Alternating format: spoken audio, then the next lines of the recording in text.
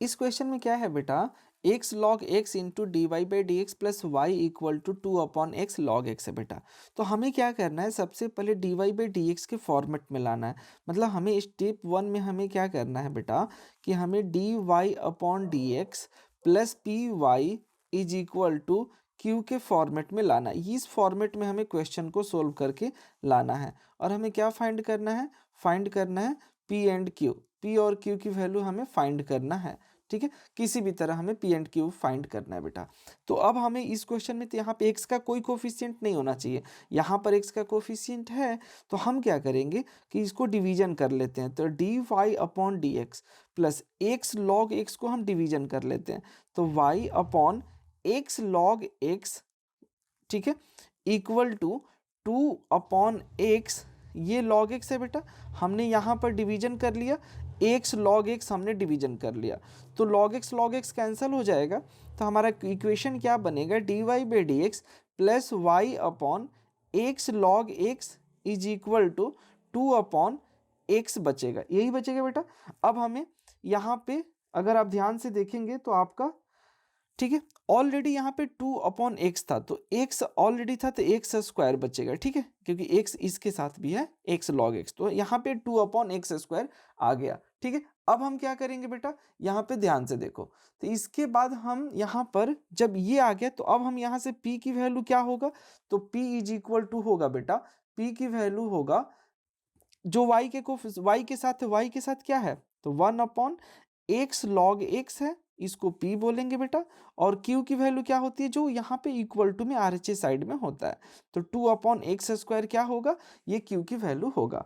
अब हमें क्या करना होगा, स्टेप 2, स्टेप 1 तो क्लियर हो गया। अब स्टेप 2 में हमें क्या करना होगा बेटा, इंटीग्रेटिंग फैक्टर फाइंड करना होगा।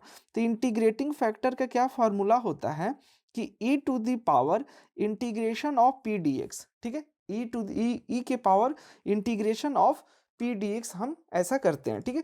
तो यहाँ पर ई की वैल्यू, पी की वैल्यू क्या है बेटा, 1/x log x, ठीक है, 1/x log x into D x है। अब हम इसका इंटीग्रेशन करेंगे। तो चलिए पहले हम 1/x log x को साइड में इंटीग्रेशन करते हैं। तो चलिए बेटा हम देखते हैं कि 1/x log x का इंटीग्रेशन करते हैं। तो हम यहाँ ऐसा करते हैं कि log x को t मान लेते हैं, log x को क्या मान लेते हैं बेटा, t मान लेते हैं।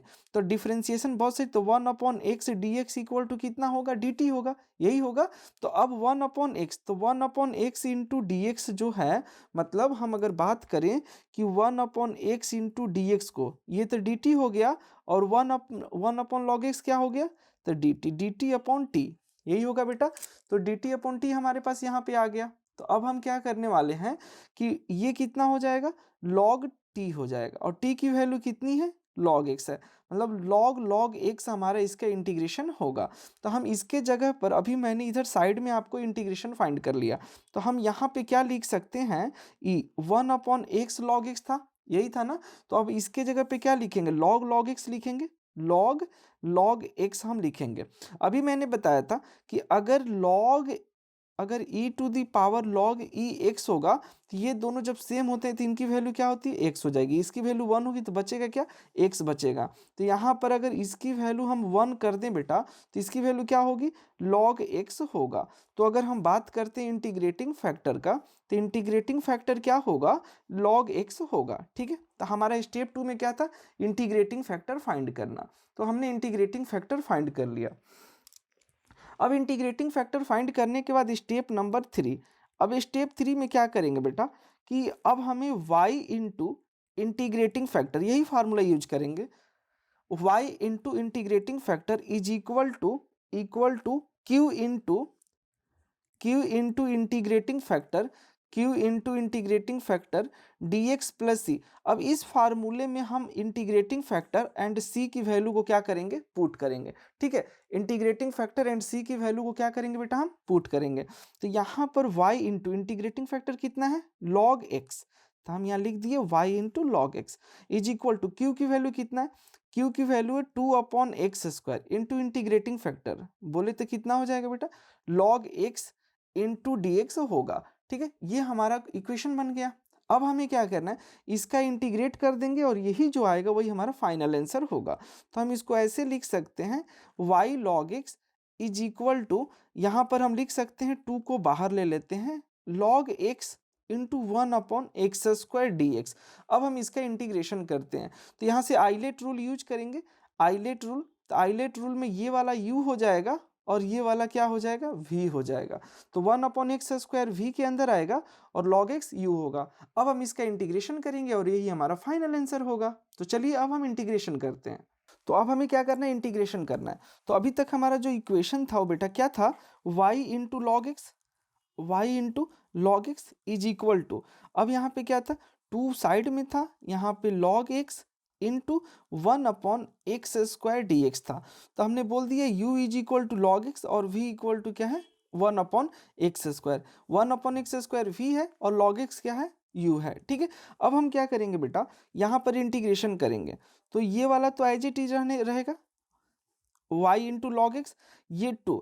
अब u इंटू वी करते हैं, तो u इंटू वी का क्या होता है, u का u एज इट इज रहेगा, u को हम एज इट इज रखेंगे, v का इंटीग्रेशन करेंगे। तो 1/x² into D x minus, अब हम u को डिफ्रेंसिएशन करते हैं, तो log x का डिफ्रेंसिएशन 1/x, और इसको हम क्या करेंगे, इंटीग्रेशन करेंगे, फिर दोनों का जो आएगा इंटीग्रेशन डिफ्रेंसिएशन, फिर अगेन इंटीग्रेशन हम सोल्व करेंगे।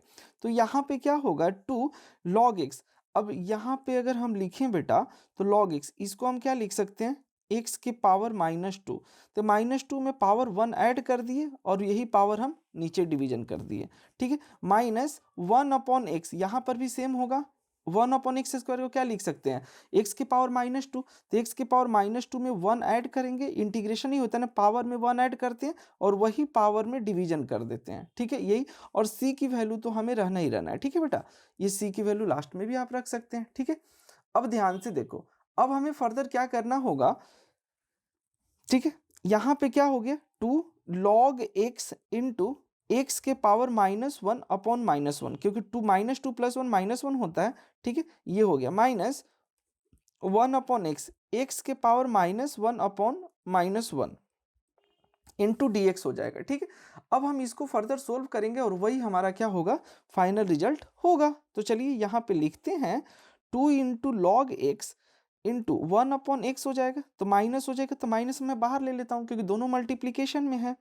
तो माइनस, और ये वाला माइनस माइनस माइनस प्लस हो जाएगा, तो 1/x के पावर यहाँ पे 2 हो जाएगा, यही होगा। अब हम उसको अगेन ऊपर ले जाएंगे, तो अगेन जब ऊपर ले जाएंगे बेटा, तो अगेन इसको फिर अगेन हम 2 इंटू माइनस लॉग x/x लिख सकते हैं, प्लस इसको x के पावर फिर ऊपर ले जाएंगे तो वही काम करेंगे, पावर में 1 ऐड करेंगे बेटा और वही पावर डिनोमिनेटर में लिख देंगे, प्लस c तो होगा ही होगा। ठीक है, अब हम यहाँ पे 2 minus log x/x plus x के पावर -1 प्लस c हो जाएगा। तो हम फर्दर यहाँ पे लिख सकते हैं माइनस लॉग x/x। ठीक है, माइनस लॉग x/x, और यहाँ पे -1, ये वाला माइनस यहाँ चला जाएगा, ये वाला 1/x प्लस c हो जाएगा। और यहाँ पे क्या लिखेंगे, y इंटू लॉग एक्स। तो y into log x equal to, हम यहाँ पर ऐसा लिख सकते हैं और यही हमारा क्या होगा, फाइनल आंसर होगा। इससे आसान सॉल्यूशन और कहीं नहीं।